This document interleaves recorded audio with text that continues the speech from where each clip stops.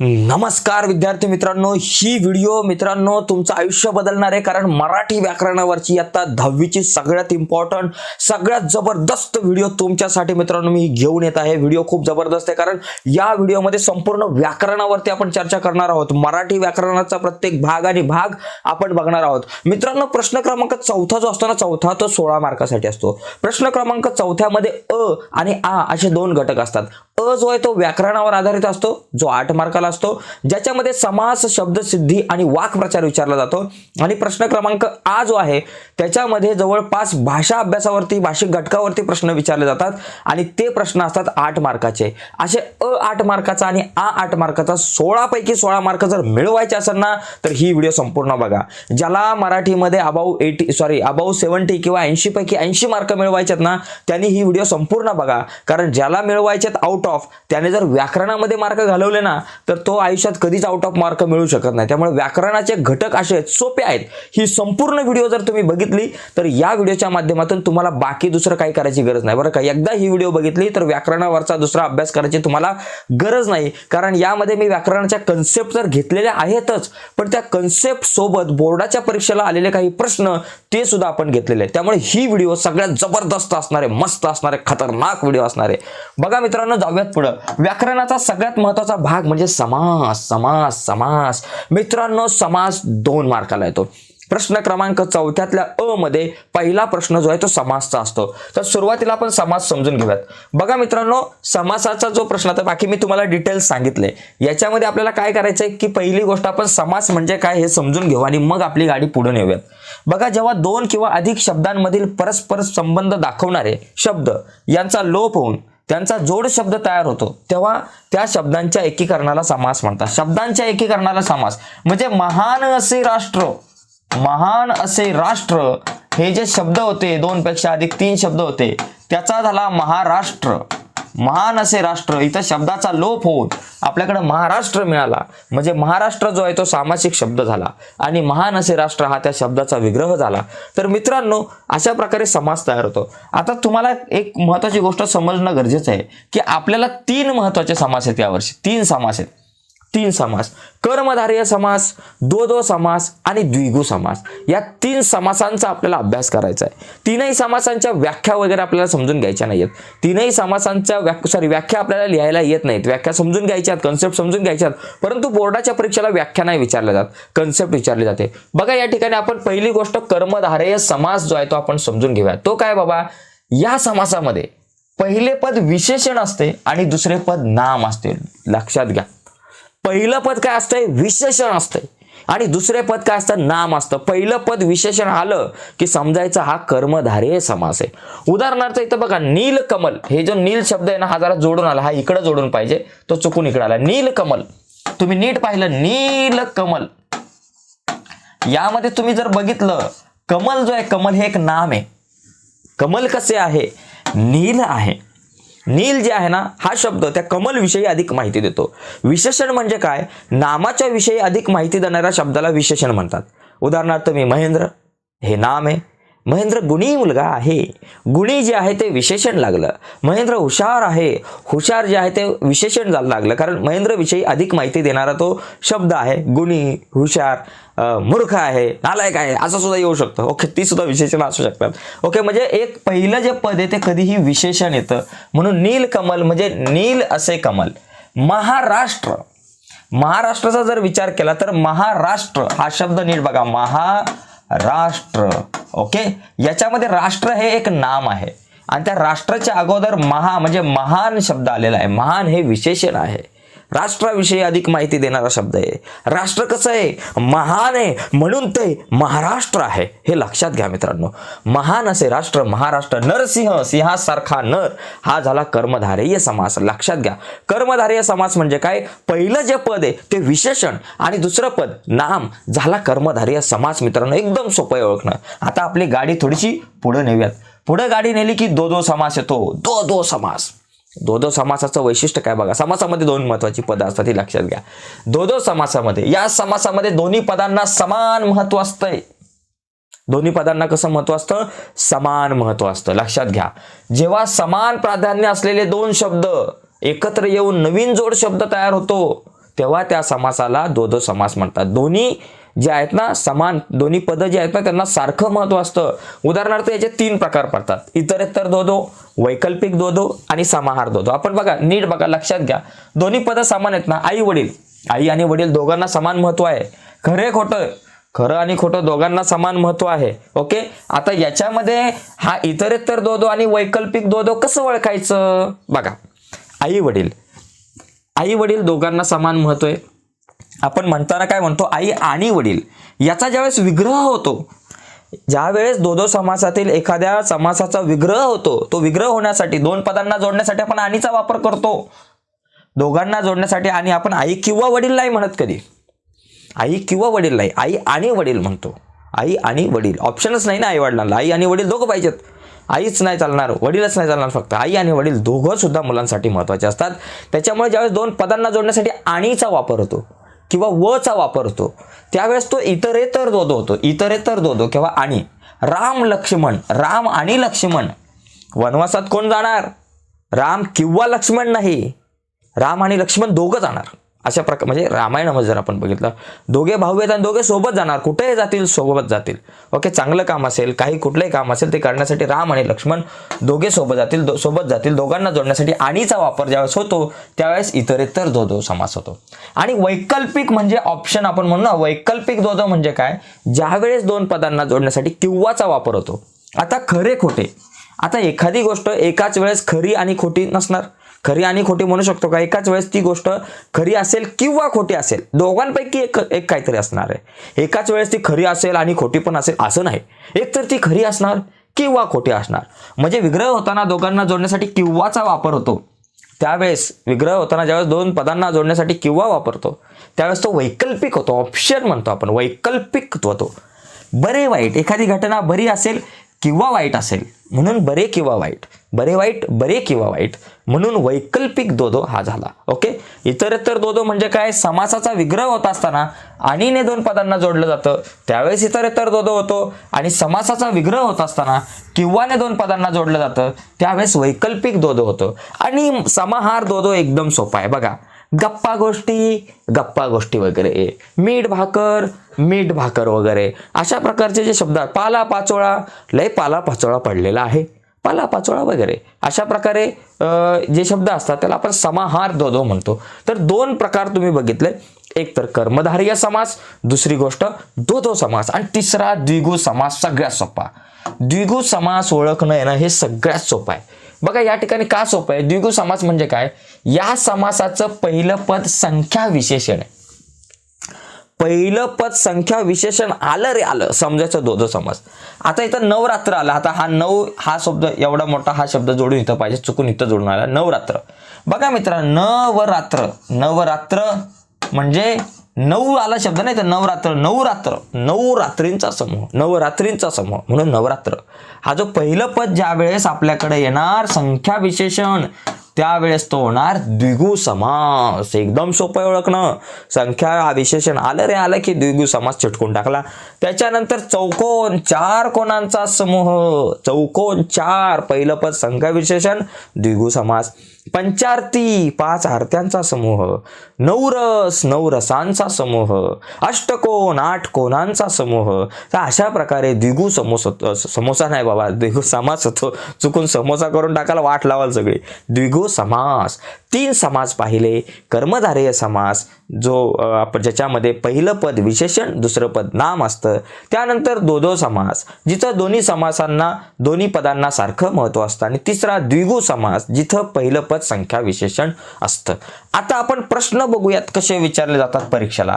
तर या ठिकाणी इथं तुम्हाला एक प्रश्न दिसतोय बघा, पुढील सामासिक शब्दांवरून समास ओळखा. दस दिशा म्हणजे 10 दिशांचा समूह. पहिलं पद काय आलं तुमचं? संख्या विशेषण आलं. पहिलं पद संख्या आली म्हणजे कुठला समास झाला? द्विगु समास. बरोबर, हा झाला द्विगु समास. इथं मातृभूमी, मातृ हीच भूमी म्हणून हा झाला कर्मधारय समास झाला. म्हणजे भूमी कशी आहे? मातेसारखी आहे. ओके, त्याच्यानंतर 10 12. आता 10 12 तुम्ही म्हणाल की बाबा हा बघा लक्षात घ्यायचं कन्फ्युजन होईल. 10 12. आता तुम्ही म्हणाल सर या ठिकाणी पहिलं जे पद आहे ते संख्या विशेषण आलं मग ते काय द्विगु समास होईल का? ह्या शब्दात कन्फ्युजन होईल. कारण इथं 10 12 दोन्ही संख्या आहेत. मग अशा वेळेस इथं आपण द्विगु समास नाही म्हणायचा. मग 10, 12 एखादी संख्या समोर असेल ती 10 असेल किंवा 12 असेल. 10 आणि 12 नाही, एक तर 10 असेल किंवा 12 असेल. म्हणजे 10 आणि 12 दोघांना समान महत्व आहे आणि 10 किंवा 12. ओके, मग या ठिकाणी हा दो समास आला आणि या दोघांना जोडण्यासाठी विग्रह ज्यावेळेस होईल त्यावेळेस तो कसा होईल, 10 किंवा 12 होईल. 10 किंवा 12 असा विग्रह होणार. ओके, दोघांना जोडण्यासाठी किंवाचा वापर केला. दो आहे परंतु तो वैकल्पिक दो आहे कारण दोघांना जोडण्यासाठी किंवाचा वापर केला. ओके, त्याच्यामुळे इथं वैकल्पिक दो आला. आणि भीम आणि अर्जुन भीम आणि अर्जुन दोघांना सारखं महत्व आहे. विग्रह झाल्यानंतर दोघांना जोडण्यासाठी आणीचा वापर केला म्हणून हा इतरेतर दो झाला. ओके, अशा प्रकारे आपण समजून घेऊ शकतो की अशा प्रकारे प्रश्न विचारले जातात. आता पुढे जाऊयात. पुढे बघा, इथं असा पण प्रश्न विचारला जाऊ शकतो, सामासिक शब्द तयार करा.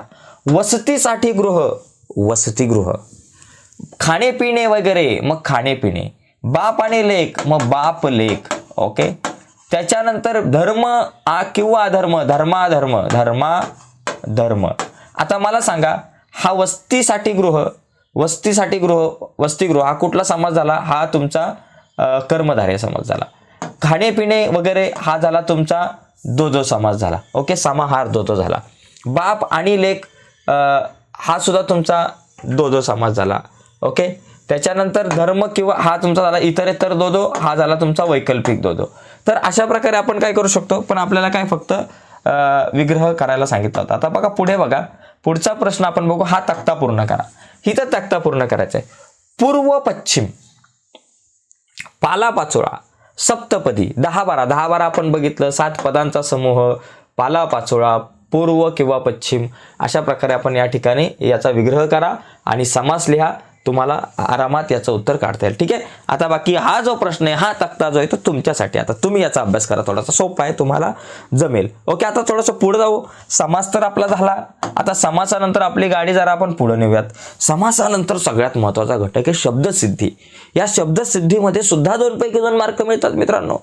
इथं जर आपण मार्क सोडले तर आपली काय समजलं असेल तुम्हाला, आपली सिच्युएशन जी आहे ती लय गंभीर होऊ शकते. तर बघा, शब्दसिद्धी बघा मित्रांनो, शब्दसिद्धी म्हणजे काय, भाषेमधला शब्द कसा तयार होतो याला शब्दसिद्धी म्हणतात. आपण व्याख्याकडे जास्त जाणार नाही. शब्दसिद्धीचे 3 महत्त्वाचे प्रकार आहेत. पहिली गोष्ट प्रत्यय घटित, उपसर्ग घटित आणि अभ्यस्त असे 3 प्रकार असतात. कशाचे, शब्दसिद्धीचे. एक आहे उपसर्ग घटित, एक आहे प्रत्यय घटित आणि एक आहे कुठला, अभ्यस्त. असे 3 प्रकार आहेत. तर पहिला प्रकार आपण बघूयात, उपसर्ग घटित. उपसर्ग म्हणजे काय बघा, मूळ शब्दाच्या आधी 1 किंवा अधिक अक्षरे लावून जे शब्द तयार होतात त्यांना उपसर्ग घटित म्हणतात. आता समजा माझ्याकडे एक शब्द आहे विचार. हा एक विचार शब्द आहे. काय शब्द आहे, विचार. हा एक मूळ शब्द आहे. त्याच्या अगोदर बरं का, आधी, आता समजा याच्या आधी मी जर का सु लावला तर काय झाला, सुविचार, म्हणजे चांगला विचार झाला. म्हणजे त्या विचारच्या अगोदर ज्यावेळेस आपण एखादा शब्द लावतो त्यावेळेस तो हा जो शब्द तयार होणार सुविचार, हा उपसर्ग घटित शब्द तयार झाला. समजलं का? म्हणजे काय करायचं, जास्त मोठा विषय नाहीच आहे. काय एव्हरेस्ट जाऊन झेंडा नाही लावायचा. मूळ शब्दाच्या आधी 1 किंवा अधिक अक्षर लावून आपल्याला शब्द तयार करायचा आहे. जे शब्द तयार होतील ते झाले आपले कुठले शब्द, उपसर्ग घटित शब्द. आणि आधी लागणाऱ्या अक्षरांना किंवा शब्दांना उपसर्ग म्हणतात. जसं सु हा उपसर्ग होता, तो विचारच्या अगोदर लागला आणि सुविचार झाला. समजच्या अगोदर गैर लागला, गैरसमज झाला. शक्तीच्या अगोदर यथा लागला, यथाशक्ती झाला, परत आलाय गैरसमज. ओके, तुम्हाला उपसर्ग घटित शब्द लक्षात आला असेल. समजा माझ्याकडे एक शब्द आहे मुख्याध्यापक. मुख्याध्यापक हा एक शब्द आहे आणि त्या मुख्याध्यापकच्या अगोदर उप लागला, हा काय झाला, उपसर्ग लागला. मग काय झाला, उपमुख्याध्यापक. मग उपमुख्याध्यापकाला आपण उपसर्ग घटित शब्द म्हणू शकतो. आणि त्याच्यातला मुख्याध्यापक हा मूळ शब्द आहे आणि उप जो आहे तो उपसर्ग आहे. हे समजून घेणं गरजेचं आहे. ओके, आता उपसर्ग घटित नंतर दुसरा मुद्दा आहे प्रत्यय घटित शब्द. उपसर्ग म्हणजे आधी, प्रत्यय म्हणजे नंतर. उपसर्ग म्हणजे आधी लागणारा शब्द, प्रत्यय म्हणजे नंतर लागणारा शब्द. एवढाच विषय, बाकी काय विषय नाही. तर बघा, मूळ शब्दाच्या नंतर 1 किंवा अधिक अक्षरे जोडून जे शब्द तयार होतात त्यांना प्रत्यय घटित शब्द म्हणतात. उदाहरणार्थ माझ्याकडे घर आहे. ओके, आणि त्याच्या पुढे जर का मी दार शब्द लावला, घर आहे, घराच्या पुढे जर दार लावलं तर घराला दार आलं, घरदार आलं. घर मूळ शब्द होता, त्याच्या पुढे दार लावलं म्हणजे एक प्रत्यय लावला, तेव्हा तो काय झाला, घरदार झाला. म्हणजे घर अधिक दार बरोबर घरदार, म्हणजे हा झाला तुमचा प्रत्यय घटित शब्द, म्हणजे नंतर येणारा शब्द. नंतर जो लागून येतो बघा, नंतर लागणाऱ्या शब्दांना प्रत्यय म्हणतात. उदाहरणार्थ रस होता, काय उसाचा वगैरे नाही बरं का, हा रस वेगळा आहे.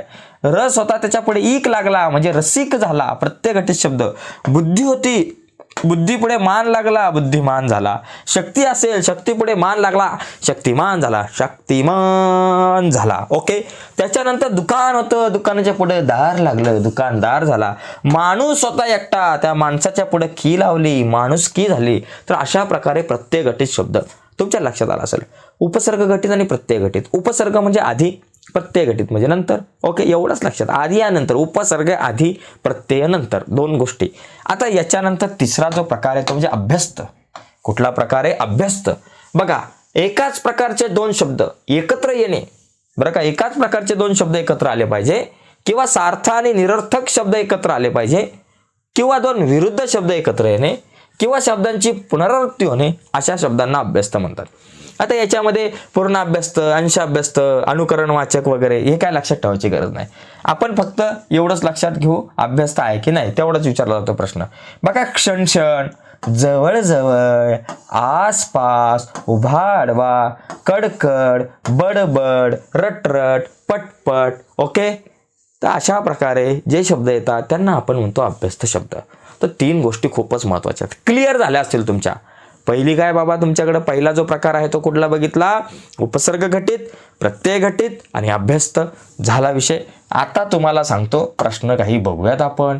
बघा, या ठिकाणी मला सांगा, कंसातील शब्द योग्य ठिकाणी भरून टाकता पूर्ण करा. आता याच्यामध्ये उपसर्ग घटित आणि प्रत्यय घटित शब्द एवढंच लिहायचं असतं मित्रांनो, काय मोठ्या गोष्ट जाऊन झेंडा नाही लावायचा. बघा, या ठिकाणी मला सांगा, उपसर्ग म्हणजे अगोदर. बघा, आता शिष्टाई जो शब्द आहे, शिष्ट आणि त्याच्या पुढे ई लागलाय, बरोबर ना, हा झाला तुमचा प्रत्यय. धार होतं त्याच्या पुढे दार लागला, हे झालं प्रत्यय. हे दोन शब्द जे आहेत ते कुठे झाले? प्रत्यय घटित. आता शच्या अगोदर बे लागला म्हणजे उपसर्ग, हारच्या अगोदर उप लागला म्हणजे उपसर्ग घटित शब्द.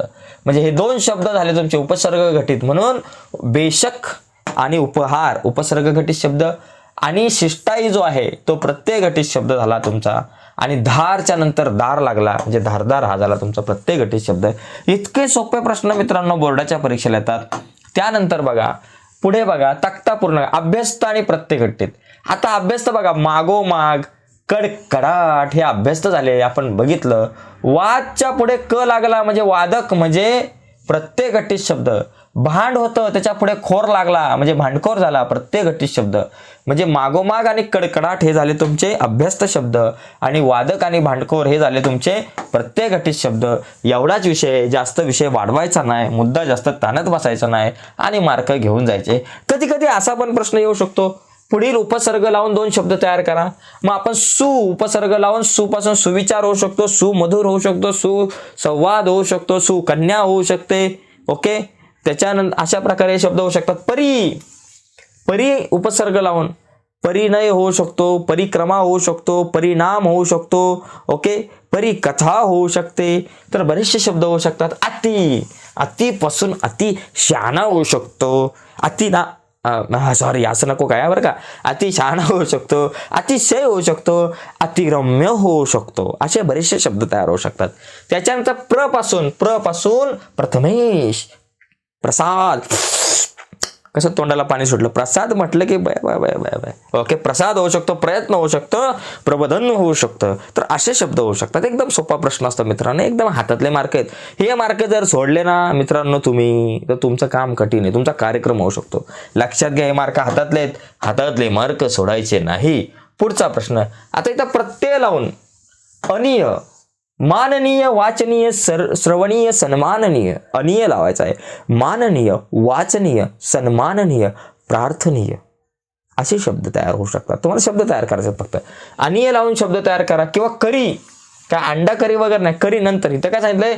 प्रत्यय लावून म्हणजे नंतर आलं पाहिजे. शेतकरी, मातकरी, कष्टकरी अशा प्रकारे शब्द. अंडा करी वापरू नका चुकून, गडबड व्हायची सगळी. करी नंतर. सत्व, स्वामित्व, प्रभुत्व, कर्तृत्व, महत्व, नेतृत्व, शत्रुत्व, आहा क्या बात आहे, वरण भात आहे. पणा पणा पणा पणा पणा, शहाणपणा, मीपणा, वा वा वा, क्या कमीपणा, खंबीरपणा. ओके, बरेचसे शब्द तयार होऊ शकतात. हे शब्द तयार करायला तुम्हाला लय सोपं आहे. तुमची क्रिएटिव्हिटी वापरायची आणि शब्द तयार करायचे. फक्त ते शब्द लिहित असताना काना, मात्रा, उकार बिकार व्यवस्थित बघा, नाहीतर सर तुम्हाला मार्कांना नकार देऊन टाकतील. ओके, आता पुढे पुढे पुढे सगळ्यात महत्वाचा मुद्दा. प्रश्न क्रमांक 4 अ मध्ये 3 महत्वाचे प्रश्न. पहिला जो प्रश्न असतो समास असतो तो आपला झाला. दुसरा असतो शब्दसिद्धी आणि तिसरा असतो वाक्प्रचार. वाक्प्रचार 4 मार्काला मित्रांनो. एक गोष्ट लक्षात घ्या, वाक्प्रचारच्या बाबतीत तुम्हाला महत्वाची गोष्ट सांगतो. बोर्डाच्या परीक्षेला प्रश्न क्रमांक 4 अ मध्ये तिसरा हा प्रश्न. या प्रश्नामध्ये एकूण 4 वाक्प्रचार विचारले जातात. 4 मधले आपल्याला कुठलेही 2 लिहायचे असतात. या वाक्प्रचाराचं एक वैशिष्ट्य आहे, हे सगळे वाक्प्रचार पुस्तकातले असतात. त्यामुळे आज मी तुम्हाला 20 वाक्प्रचार इम्पॉर्टंट देणार आहे. कदाचित याच्यातले 2-3 वाक्प्रचार तुम्हाला बोर्डाच्या परीक्षेला येऊ शकतात. वाक्प्रचार लिहिताना काळजी घ्यायची. पहिली गोष्ट, त्याचा अर्थ सांगायला 1 मार्क, वाक्यात उपयोग करायला 1 मार्क, असे झाले 2 मार्क. ओके, हे लक्षात ठेवायचं आहे. आणि वाक्प्रचारांचा वाक्यात उपयोग करायचा आहे, त्याच्या अर्थाचा नाही, हे पण समजून घ्यायचं आहे. आता हे बघा, हे सगळे दिसतं ना, हे सगळे कार्यक्रम हे मी तुम्हाला सांगितलं आत्ताच. आता आपण प्रत्यक्षात काही वाक्प्रचारांचा विचार करू. काही उदाहरणे. डोळे विस्फारून बघणे. अरे बापरे, क्या बात आहे. आश्चर्यचकित होऊन बघणे, डोळे विस्फारित होऊन बघणे, आश्चर्यचकित होऊन बघणे. आता बघा, वर्गामध्ये गण्या नावाचा एक मुलगा असतो. अरे काय अभ्यासच करत नाही आणि मध्येच 20चा पाडा म्हणायला खडखड उभा राहिला. 19चा पाडा खडखड, 19, 19, 19, 38 धडाधड म्हणतो. मग सगळी पोरं अशी अचंबित होऊन बघतात.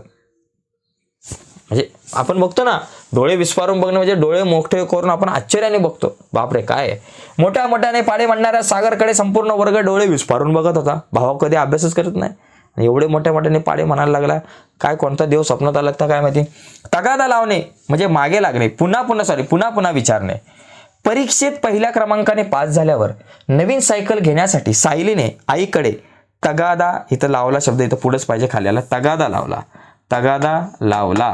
तर या ठिकाणी तुम्ही असं ज्यावेळेस वाक्यात उपयोग कराल त्यावेळेस तगादा लावताचाच वाक्यात उपयोग करा, नाहीतर आईला पुन्हा विचारत होती असं नाही. तगादा लावणे म्हणजे तुम्ही वाक्यात उपयोग करताना या वाक्प्रचाराचाच उपयोग करायचा, त्याच्या अर्थाचा उपयोग नाही करायचा. ठीक आहे. तर काही महत्त्वाचे वाक्प्रचार तुम्हाला इथं स्क्रीनवरती दिसतील. तुळशी पात्र ठेवणे म्हणजे त्याग करणे, गहीवरून येणे, मन भरून येणे, खांद्याला खांदा लावून काम करणे, सहकार्याने काम करणे, स्वराज्य स्थापनेसाठी छत्रपती शिवाजी महाराजांच्या खांद्याला खांदा लावून अनेक मावळ्यांनी काम केलं, अनेक मावळ्यांनी लढाया केल्या, अनेक मावळ्यांनी सहकार्य केलं. तर अशा प्रकारे तुम्ही लिहू शकता. किंवा खांद्याला खांदा लावून गावकऱ्यांनी स्वच्छता अभियान पूर्ण केलं, खांद्याला खांदा लावून काम करणे. त्याच्यानंतर गहीवरून येणे, मन भरून येणे. लग्नाच्या दिवशी आपल्या मुलीला निरोप देताना प्रत्येक आईबाबांचं मन गहीवरून येतं असं आपण लिहू शकतो. त्याच्यानंतर तुळशी पात्र ठेवणे, त्याग करणे. भारत मातेच्या स्वातंत्र्यासाठी वीर सावरकर आणि त्यांच्या बंधूंनी आपल्या घरावर तुळशी पात्र ठेवले. किंवा बाबा स्वातंत्र्य म्हणजे त्याग करणे म्हणजे आपल्या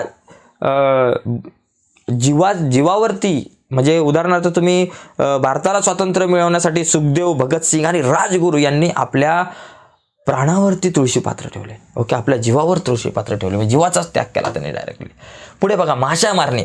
आपण बऱ्याच जातो माशा मारणे म्हणजे निरुद्योगी असणे, काहीच काम नसणे. सध्या तुम्हाला माशा मारायच्यात का नाही ना, सध्या तुम्हाला भरपूर काम आहे. उन्हाळ्याच्या सुट्टीमध्ये तुम्ही त्यासाठी हा एकदम भारी होईल माशा मारणे, कारण उन्हाळ्याच्या सुट्टीत काहीच काम नसणार आहे. माशा मारणे म्हणजे काहीच काम नाही, काहीच काम नसणे, निरुद्योगी असणे, बिनकामाचं असणे. पण तुम्ही असं काही होऊ नका कधीच आयुष्यामध्ये. मे महिन्यात पण काहीतरी काम करा. काही काम धाम न करणारा आळशी मनोहर सध्या माशा मारत बसला होता. ओके. खस्ता खाणे, खूप कष्ट करणे. आपल्या मुलांसाठी माता नेहमी खस्ता खात असतात, आपल्या मुलांसाठी आई बाबा नेहमी खस्ता खात असतात. ओके. पुढे डंका वाजणे, आवाजवी गाजावाजा करणे. थोड्याच्या यशाचा डंका वाजवणे गैर आहे. ओके, डंका. डोळे विस्फारून बघणे, समोरच्या बेफाट सुंदर दृष्ट्याकडे मिताली डोळे विस्फारून बघत राहिली. तुळशी पात्र ठेवणे झालं, गहीवरून येणे पण झालं. ओके. तर हे प्रश्न बऱ्याचदा आले होते. डबल तावडीत सापडणे, कचाट्यात सापडणे. अनेक चोऱ्या करणारा इसम अखेर पोलिसांच्या तावडीत सापडला. किंवा नेहमी कॉप्या करणारा गणेश सराच्या कचाट्यात सापडला, परीक्षकाच्या कचाट्यात सापडला असं येऊ शकतं. झोपमोड होणे, मध्ये मध्ये जाग येणे. ओके, मध्ये मध्ये जाग येणे. त्याच्यामुळे त्याच्यानंतर चेंदामेंदा करणे, कुटून काढणे, अचानक शेतात शिरलेल्या सापाचा गाण्याने दगड ठेचून चेंदामेंदा केलं, असं केलं नाही पाहिजे. ॲक्च्युली निर्जीव प्राण्यावरती हे केलं नाही पाहिजे. ओके, एवढं लक्षात घ्या. त्याच्यानंतर पुढे बघा, त्याच्यानंतर पुढचा आपल्याकडे मुद्दा आहे की कित्ता गिरवणे, सराव करणे. ओके, गुरुजींनी दिलेल्या गुरुमंत्राचा संकेतने कित्ता गिरवला. तोंड सुख घेणे, खूप बडबड करणे.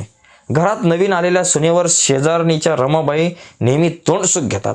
कसब दाखवणे, कौशल्य दाखवणे. ओके, 20 फुटी शिल्प घडवताना, इथं पडवताना झाले, घडवताना मूर्तिकाराने आपले सर्व कसब दाखवले.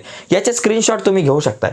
त्याच्यानंतर पुढचा बघा, हे इम्पॉर्टंट आहेत बरं का, हे तुम्ही लिहून घ्या स्क्रीनशॉट घेऊन, टाइमपास नाही घेत. हातात हात असणे, सहकार्य करणे, गुडघे टेकवणे, शरण येणे. त्याच्यानंतर छत्रपती शिवाजी महाराजांच्या शौर्यापुढे अनेक दुश्मनांनी गुडघे टेकले. ओके, अक्षरशः गुडघे टेकले. कणपटीला बसणे, सारखे विचारत राहणे. ओके, पुढे बघा. तर अशा प्रकारे मित्रांनो येऊ शकतात.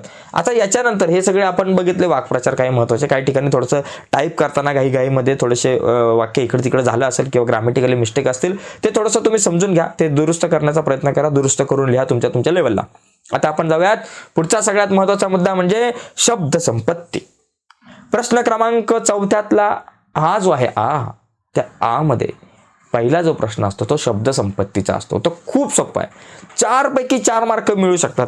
याच्यामध्ये लय भारी असते, विरुद्धार्थी, समानार्थी, एक वचन, अनेक वचन, दिलं वचन.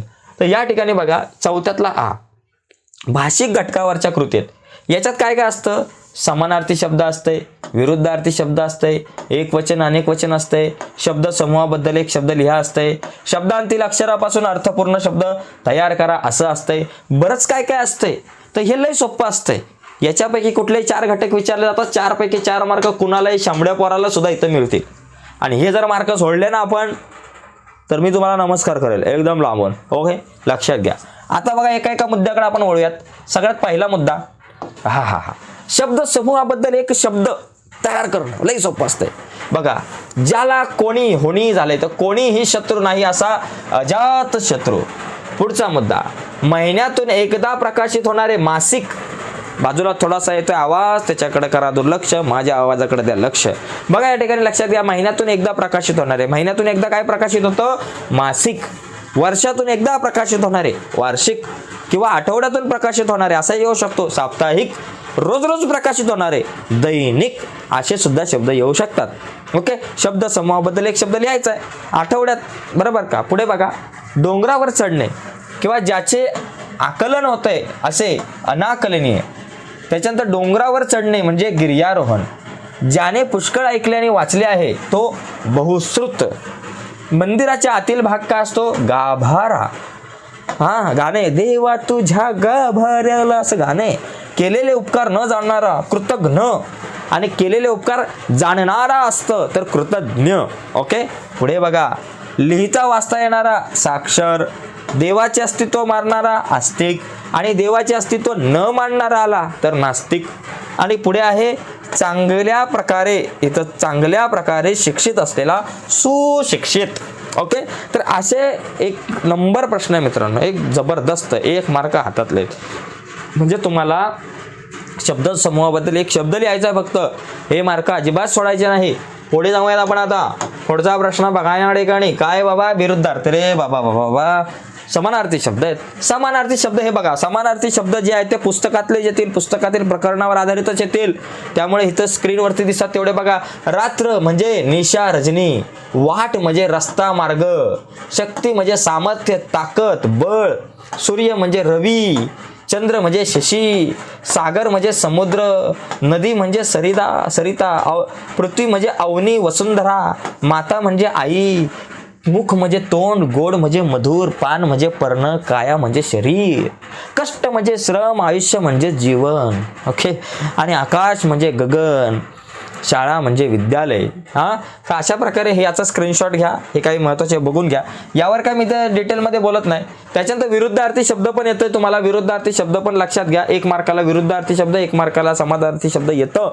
हातातले मार्क आहेत. जवळ, लांब, सुरुवात, अंत, समानता, असमानता, जमाच्या विरुद्ध खर्च, सुंदरच्या विरुद्ध कुरूप, मित्राच्या विरुद्ध शत्रू, आस्तिकच्या विरुद्ध नास्तिक, खरेच्या विरुद्ध खोट, जन्माच्या विरुद्ध मृत्यू, दिवसच्या विरुद्ध रात्र, खात्रीच्या विरुद्ध शंका, गुणच्या विरुद्ध अवगुण, सूर्योदयाच्या विरुद्ध सूर्यास्त, सजादयच्या विरुद्ध विजातीय, रूपाच्या विरुद्ध अवकृपा, अल्पायुषीच्या विरुद्ध दीर्घायुषी, अवरोहाच्या विरुद्ध आरोह, आदरच्या विरुद्ध अनादर, आस्थाच्या विरुद्ध अनास्था, दुमतच्या विरुद्ध एकमत आणि नापिकच्या विरुद्ध सुपीक. तर असे सुद्धा येऊ शकतात. तर याचा सुद्धा स्क्रीनशॉट घ्या आणि पुढे बघा. दिलेल्या शब्दापासून अर्थपूर्ण शब्द तयार करा. हा खूप मस्त आहे. उदाहरणार्थ विनायक, विनायक याच्यापासून मला शब्द तयार करायचे 2. बघा याच्यापासून काय आहे बघा, वी आणि क घेऊन माझ्याकडे एक शब्द तयार होतो. कुठला होतो? विक. ओके, अशा प्रकारे एक शब्द तयार होऊ शकतो. त्याच्यानंतर ना आणि क घेऊन तयार होऊ शकतो. नाक झाला दुसरा शब्द. नाक, विक. त्याच्यानंतर अशा प्रकारे झाले शब्द. त्याच्यानंतर नायक, नायक, नायक नहीं विनायक हूँ मैं, चिक चिक असं येऊ शकतं. बालपण, बालपण पासून बा, प, ल, प असे शब्द तयार होऊ शकतात. तुकाराम पासून राम, त्याच्यानंतर काम, त्याच्यानंतर तुरा असे शब्द तयार होऊ शकतात. महाराज पासून मरा, हा, त्याच्यानंतर बघा इथं बरेचसे शब्द दिसतात. महाराज पासून महाराज, राम, जरा असे शब्द तयार होऊ शकतात. ओके, त्याच्यानंतर पुढे काय, कुशल धाम पासून कुशल एक शब्द तयार होतो. धाम एक शब्द तयार होऊ शकतो. आणि कु आणि ल शब्द तयार होऊ शकतो. जीवनात पासून जीव तयार होऊ शकतोय. त्याच्याबरोबर नात तयार होऊ शकतोय. त्याचबरोबर जीना तयार होऊ शकतोय. तर बरेचसे शब्द तयार होऊ शकतात. नसतात पासून नस तयार होऊ शकतं. त्याच्याबरोबर तास तयार होऊ शकतो. असं तास तयार होऊ शकतो. अशा प्रकारे शब्द तयार होऊ शकतात. त्याचबरोबर त आणि न घेऊन तन तयार होऊ शकतो. विश्वासघात पासून विश्वासघात, त्याचबरोबर वित शब्द तयार होऊ शकतो. असे बरेचसे शब्द तयार होऊ शकतात. त्याचबरोबर विस शब्द तयार होऊ शकतो. वित शब्द तयार होऊ शकतो. आपल्याला 2च शब्द तयार करायचे असतात. तर हा प्रश्न खूप सोपा असतो मित्रांनो. हे हातातले मार्क असतात. हे असले चिरीमिरी मार्क जर सोडले ना तर काम कठीण होईल आपलं. हे मार्क अजिबात सोडायचे नाही. त्याच्यानंतर पुढचा आहे वचन बदला. वचन बदला म्हणजे दिलेलं वचन बदलायचं असा काय भाग नाही. वचन म्हणजे काय, एक वचन आणि अनेक वचन, हा सगळा मुद्दा असतो इथं. बघा, पाऊल, पावले, पाऊल एक वचन आहे, त्याचं झालं पावले अनेक वचन. तुम्हाला नदी दिलं, त्याचं अनेक वचन केलं नद्या, वचन बदलायचं आहे. खिडक्या अनेक वचन होतं, त्याचं एक वचन केलं खिडकी. देखावा एक वचन होतं, त्याचं अनेक वचन केलं देखावे. असा प्रश्न येऊ शकतो. किंवा त्याचबरोबर वचन लिहा विचारला जाऊ शकतो. बाबा असं विचारलं जाईल की नदी, असं दिलेलं नदी हे कुठलं वचन आहे, मग तुम्ही म्हणणार एक वचन. ओके, त्याच्यानंतर मुले, मुले म्हटलं कुठलं वचन आहे बाबा, अनेक वचन. मुलगा म्हटलं असतं तर एक वचन. अशा प्रकारचा सुद्धा प्रश्न आपल्याला विचारला जाऊ शकतो. हे पण आपल्याला लक्षात असणं गरजेचं आहे.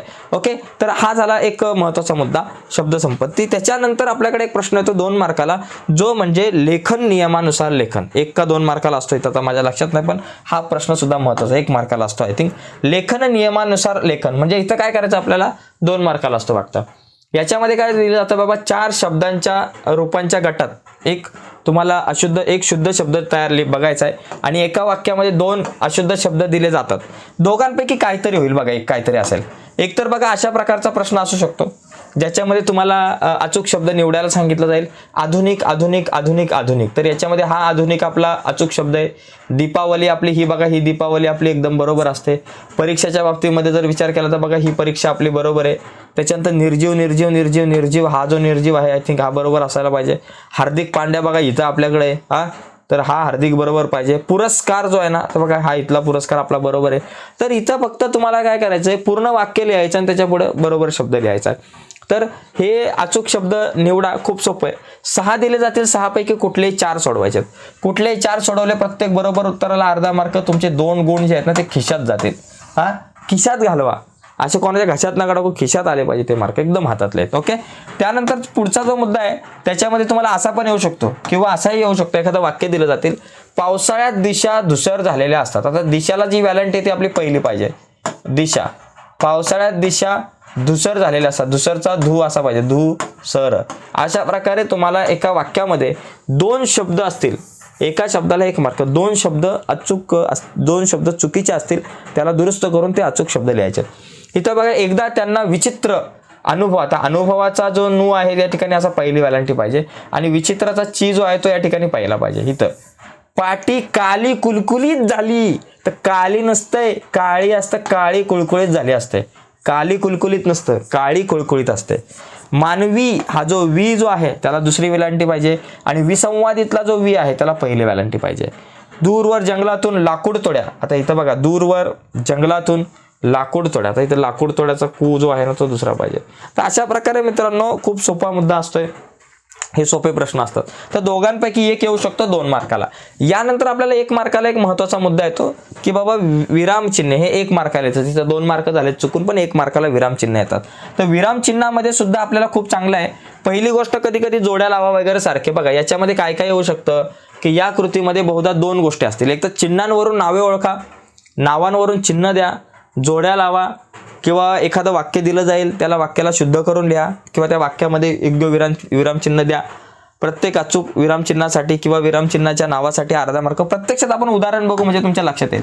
बघा इथं अशा प्रकारचा एक येऊ शकतो की पहिली गोष्ट आहे ना, ही सगळी विरामचिन्ह समजून घ्या. याचा तर स्क्रीनशॉट मारा, वहीत लिहून घ्या. हे पूर्णविराम आहे, अर्धविराम आहे, स्वल्पविराम आहे, अपूर्ण विराम आहे, प्रश्नचिन्ह आहे, उद्गार चिन्ह आहे, अवतरण चिन्ह, एकेरी अवतरण चिन्ह, दुहेरी अवतरण चिन्ह, अपसरण चिन्ह आणि संयोग चिन्ह. हे लक्षात घ्या मित्रांनो, ह्या सगळ्या गोष्टी आपल्याला माहिती पाहिजे. ओके. तर आपल्याला इथं प्रश्न विचारला कसा जातो बघा.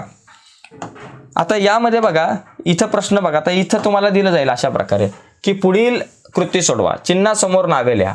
आता मला सांगा हे चिन्ह कुठले बाबा? एकेरी अवतरण चिन्ह.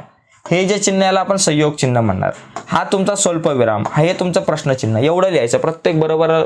बघा अशा प्रकारचा सुद्धा एखादा प्रश्न विचारला जाऊ शकतो. एकदम सोपा विषय, काय एवढा अवघड नाही. म्हणजे अशी चिन्ह देतील त्यांची नावं लिहायची, म्हणून मागची स्लाइड खूप महत्त्वाची होती. याच्यानंतर इथे बघा, कंपनीने आम्हाला सांगितलं, यापुढे एका वेटरच्या, बघा इथे काय दिलंय, पुढील वाक्यातील विरामचिन्हे ओळखून लिहा. असाही प्रश्न विचारला जाईल की त्या वाक्यामध्ये जी काही विरामचिन्हे आहेत तेवढी ओळखून लिहा.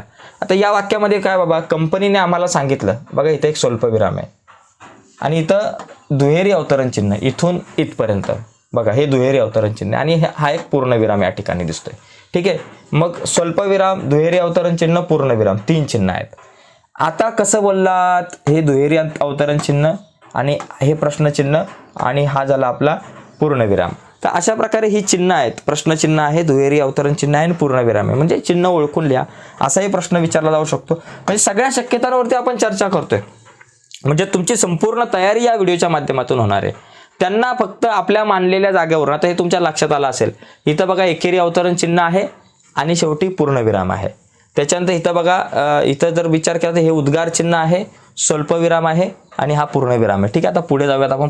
पुढे बघा, आता इथं आपल्याला काय सांगितलं जाईल की योग्य विरामचिन्ह वापरा. ओहो किती सुंदर दृश्य आहे ते.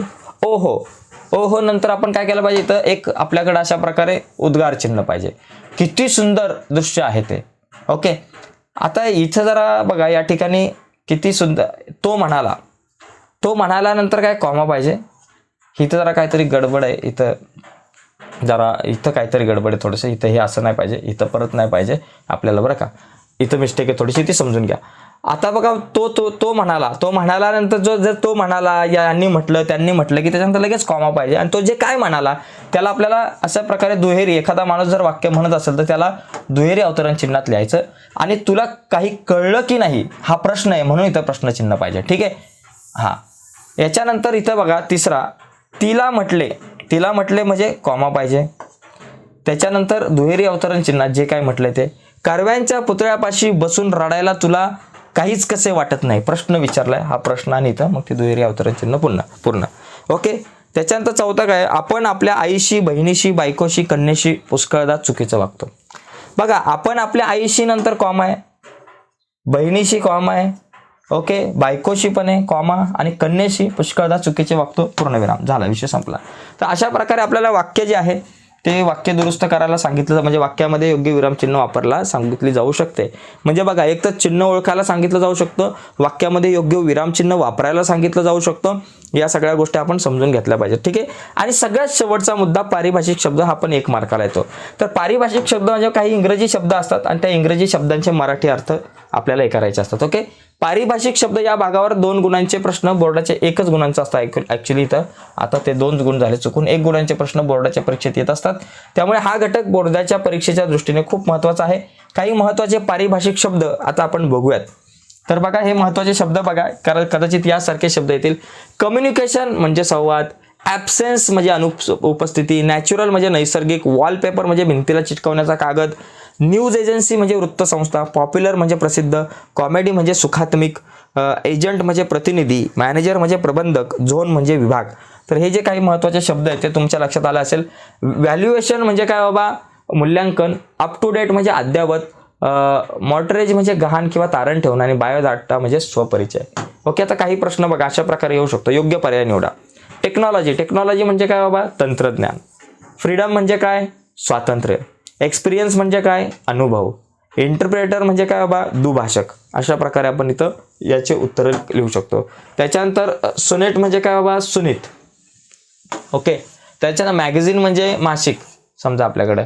त्याच्यानंतर आपल्याकडं मॅगझिन म्हणजे नियतकालिक. ओके, लक्षात घ्या. त्याच्यानंतर बघा पुढे, याच्यानंतर पुढे बघा, मॅगझिन म्हणजे ॲक्च्युली मासिकच आपलं बरोबर होतं. ओके, नियतकालिक नाही तर मासिकच बरोबर आहे.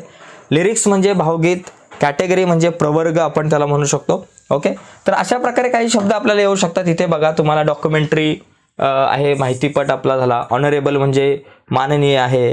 क्वालिटेटिव्ह म्हणजे आपण म्हणू शकतो गुणात्मक, क्वालिटेटिव्ह म्हणजे गुणात्मक आहे. योग्य पर्याय निवडायला आपण विचारला जाऊ शकतो. ट्रान्सपोर्ट म्हणजे परिवहन, ट्रान्सलेटर म्हणजे भाषांतर वगैरे.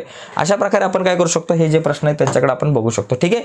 तर एकंदरीत मित्रांनो, आजच्या या व्हिडिओमध्ये सर्व महत्त्वाच्या मुद्द्यांवरती आपण चर्चा केली. ही व्हिडिओ जवळपास 41 ते 42 मिनिटाचे झालेले, पाऊण तासाचे झाले. परंतु या पाऊण तासाच्या व्हिडिओमध्ये तुमचे 16 जे मार्क आहेत ना, ते 5 फिक्स झालेले आहेत. हे व्हिडिओ रिपीट बघा. हे 16 मार्क बोर्डाच्या परीक्षेतले खूप महत्त्वाचे आहेत. व्हिडिओ नक्कीच आवडले असेल तर व्हिडिओला लाईक करा. नवीन असाल तर चॅनल सबस्क्राईब करून त्या बाजूला असलेलं बेलचं बटन सुद्धा दाबा, जेणेकरून आम्ही अपलोड केलेल्या प्रत्येक नवीन व्हिडिओची नोटिफिकेशन तुमच्यापर्यंत पोहोचेल. आणि हो, आपला एक व्हॉट्सअपचा ग्रुप आहे, तो जॉईन करा. त्याची लिंक व्हिडिओच्या खाली डिस्क्रिप्शनमध्ये मी दिलेली आहे. डिस्क्रिप्शनमधल्या लिंकवर क्लिक करून आपला व्हॉट्सअपचा ग्रुप जॉईन करा. त्याचबरोबर आपला एक ॲप आहे ज्याच्यावरती आपण गणिताचा स्पेशल कोर्स तुमच्यासाठी तयार केला आहे. तो ॲप सुद्धा जॉईन करा. त्या ॲपवरती इम्पॉर्टंट गणिताचा कोर्स आहे मित्रांनो. तर मित्रांनो, बाय सर्वांना, धन्यवाद.